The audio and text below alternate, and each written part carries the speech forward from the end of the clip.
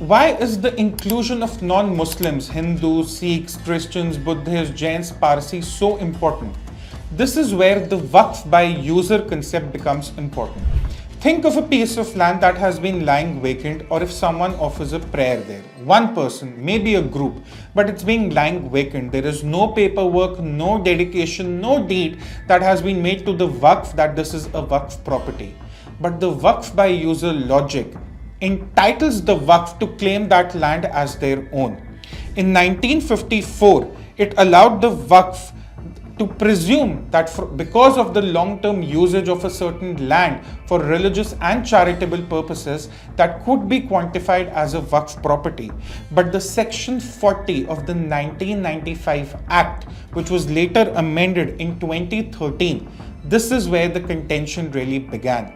It empowered the Waqf Board to determine that if any property is a Waqf property and combine it with the Waqf by user concept. So think about this. In the first part, the scope was expanded to include non-Muslims, and then the Waqf by user was also amended in 2013, whereby the Waqf could now look out to the properties of the non-Muslims and claim it as their own. This is where the collective wisdom of enlarging the scope of Waqf and the definition of Waqf by user, both amended in 2013, really came into play, favoring one religion over every other religion.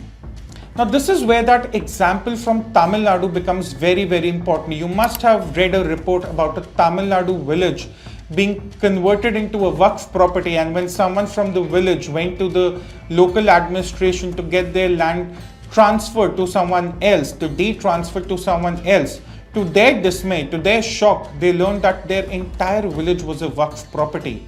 Now combine it with the scope of the Waqf, with the Waqf by user concept, maybe 50, 100, 300 years ago, someone offered a prayer in that village. Someone used a part of that village for religious purposes.